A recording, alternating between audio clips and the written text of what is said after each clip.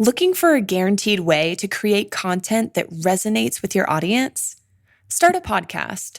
Interview your ideal clients and let them choose the topic of the interview. Because if your ideal clients care about the topic, there's a good chance the rest of your audience will care about it too. Learn more at sweetfishmedia.com. You're listening to B2B Growth, a daily podcast for B2B leaders. We've interviewed names you've probably heard before, like Gary Vaynerchuk and Simon Sinek, but you've probably never heard from the majority of our guests. That's because the bulk of our interviews aren't with professional speakers and authors. Most of our guests are in the trenches leading sales and marketing teams. They're implementing strategy. They're experimenting with tactics. They're building the fastest growing B2B companies in the world. My name is James Carberry. I'm the founder of Sweetfish Media, a podcast agency for B2B brands, and I'm also one of the co-hosts of this show. When we're not interviewing sales and marketing leaders, you'll hear stories from behind the scenes of our own business. We'll share the ups and downs of our journey as we attempt to take over the world. Just kidding. Well, maybe. Let's get into the show.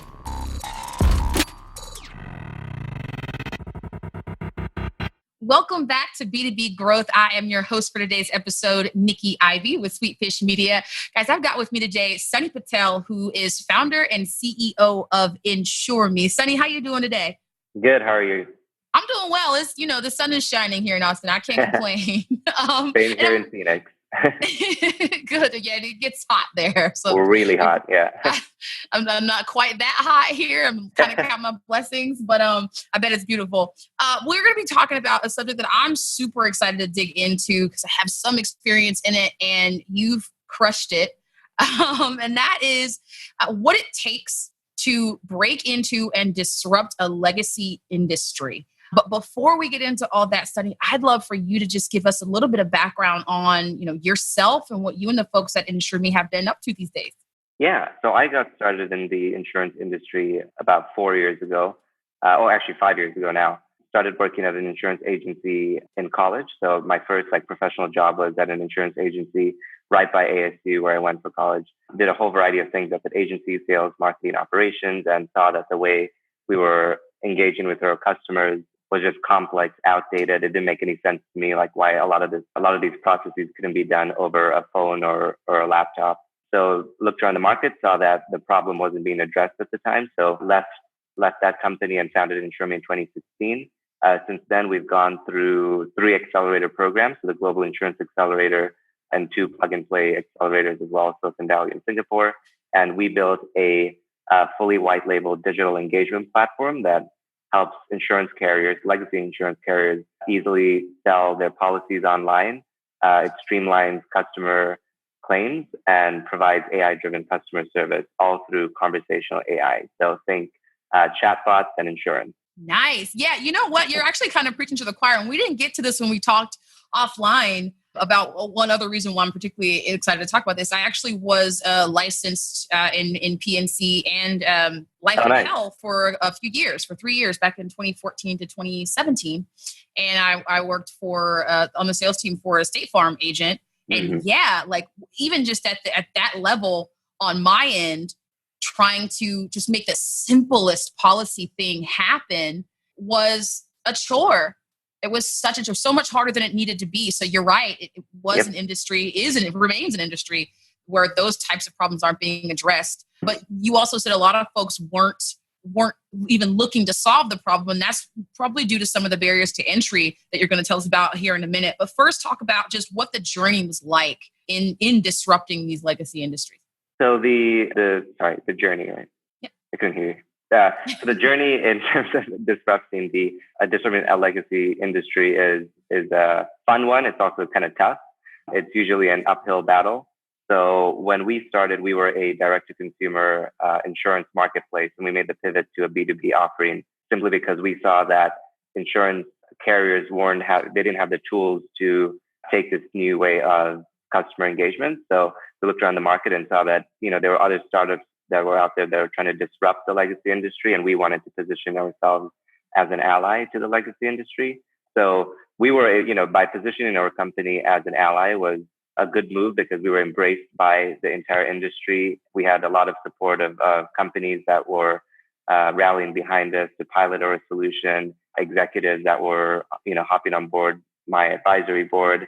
So the journey has been a fun one. It's tough because you're dealing with fairly, long sales cycles, and it's a lot of red tape, when you're having to engage with a larger enterprise.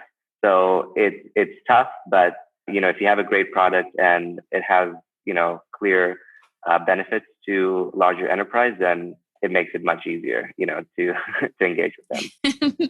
For sure. And so those are some of the background on what it would take.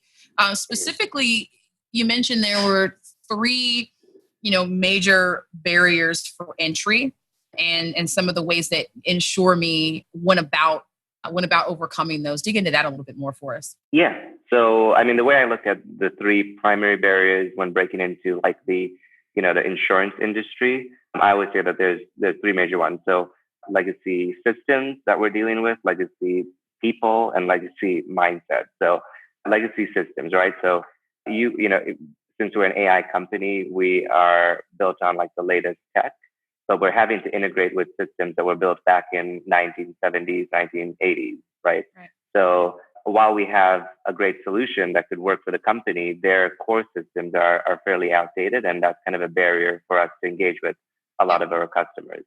And we're having to wait for them to kind of update their core systems so they can leverage a solution like Insurmi and make it work as intended. So legacy systems. Second would be legacy people. So I would say that in insurance, it's no secret that the majority of executives and just people in general that are in the industry are older.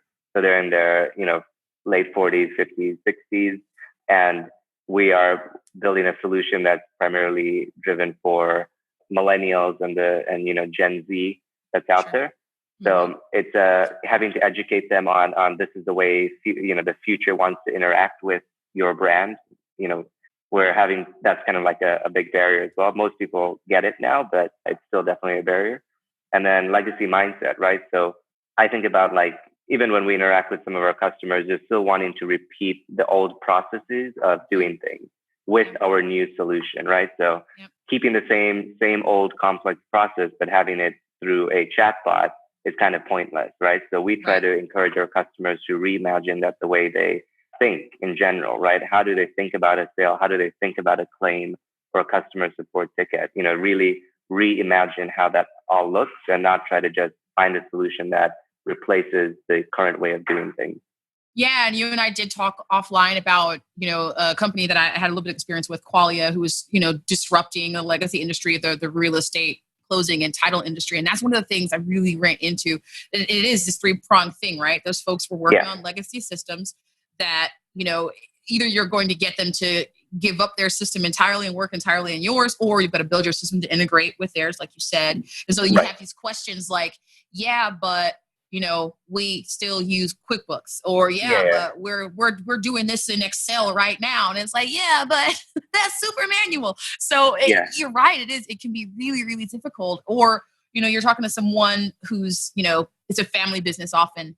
In insurance it is as well. And it's the person you are directly connecting with gets it, but they're like, look, man, my aunt or my grandma or this close family friend that's, up in years is the person that handles this for me right now. I'm not going to let Betty go. So, so you got to figure out a way to teach Betty how to do this and include her in the process. So there is just so much that goes into it in terms of those barriers to entry. And I love the way you organize those.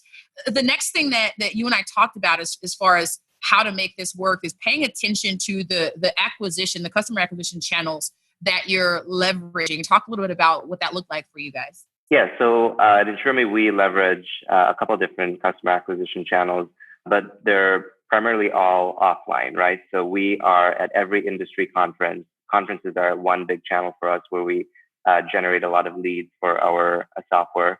That's usually where people, come together in the industry, thought leaders, innovators, people that are on the innovation teams at larger enterprises. They usually will be out at conferences looking for solutions.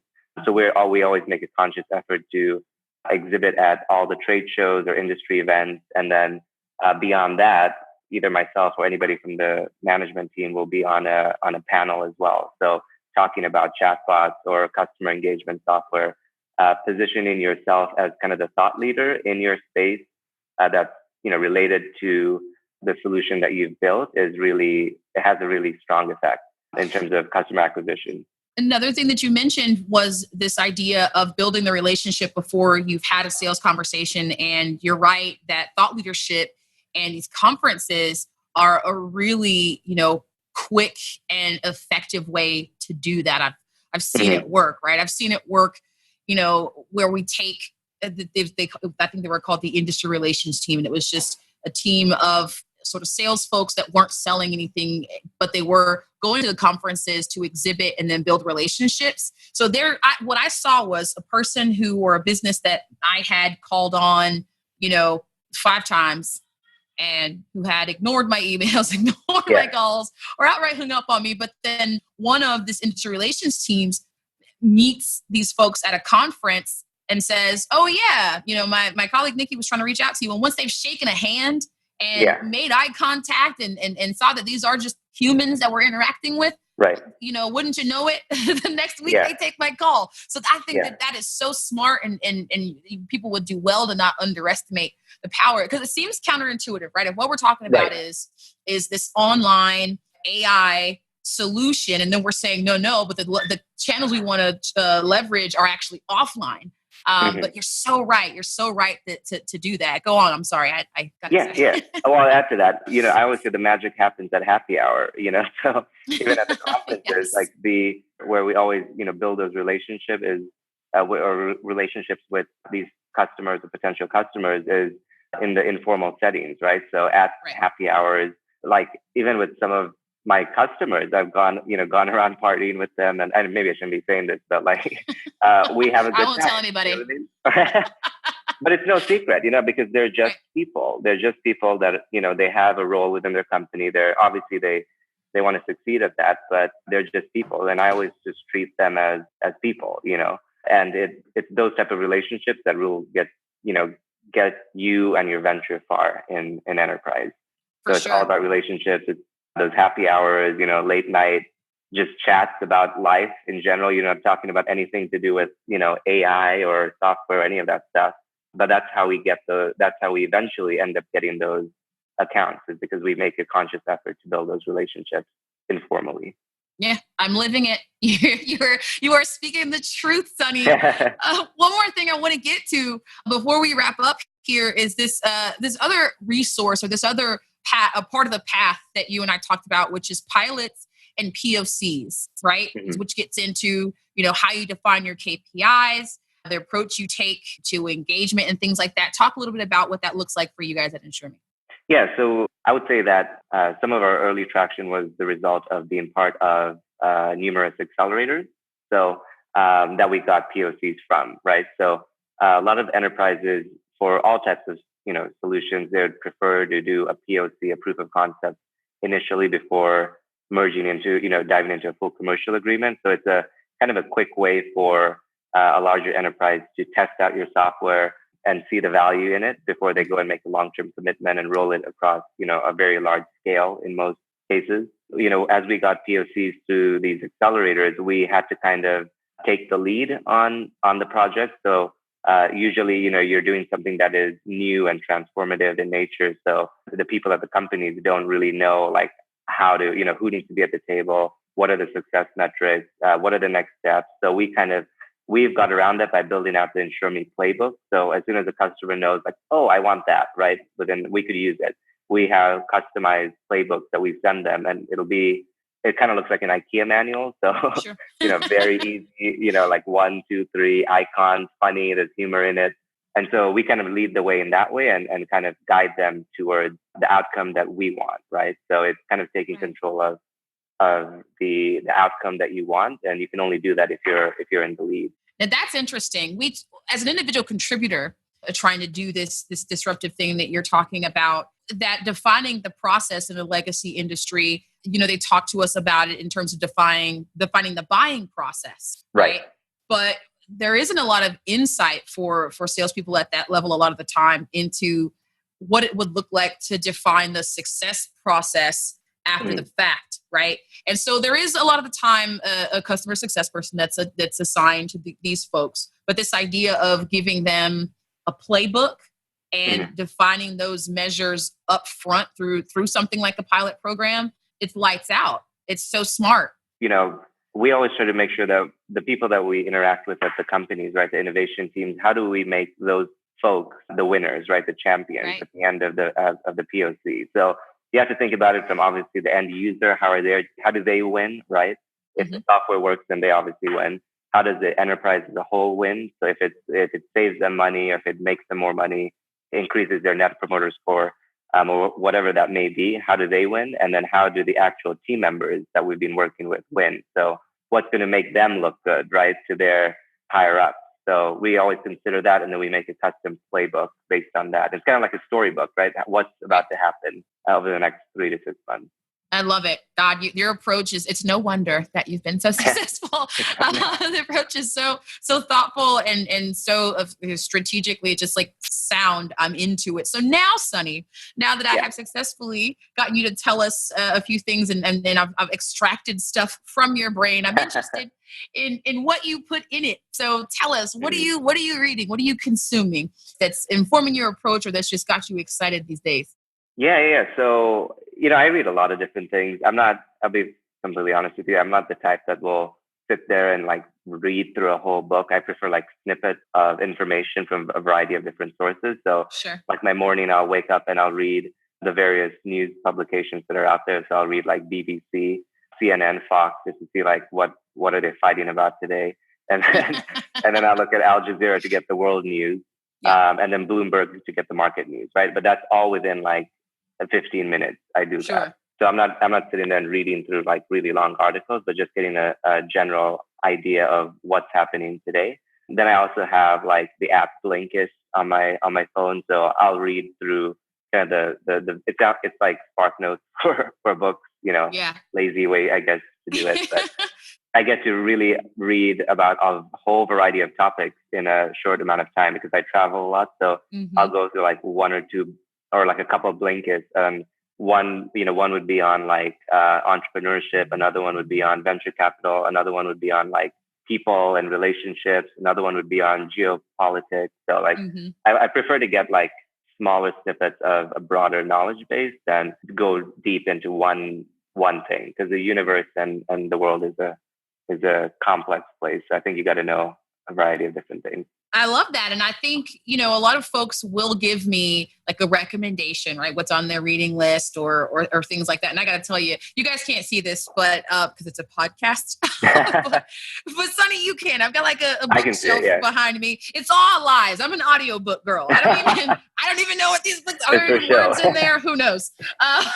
But so it really speaks to me for you to say like, look, I'm not going to sit there and bury my face in a book. But what is cool is this idea that you've, tapped into, which is, the more you know about the world and yourself. I mean, that's just as valuable as, having because sometimes, look, if I'm reading every, hot new marketing or sales book or business book that's out there, it can become an echo chamber. It can become a lot of folks saying the same thing and talking about the same thing. And, this week we're talking about this book and so the authenticity that's like, look, hey, I'm reading the news and paying attention to what's going on around me. Yeah, exactly. I'll take it. I will take it. Yeah. So look, the last thing I want people to walk away with is to know how to follow along with you and what you guys at Insurmi are up to, man. How can folks connect with you, Sonny?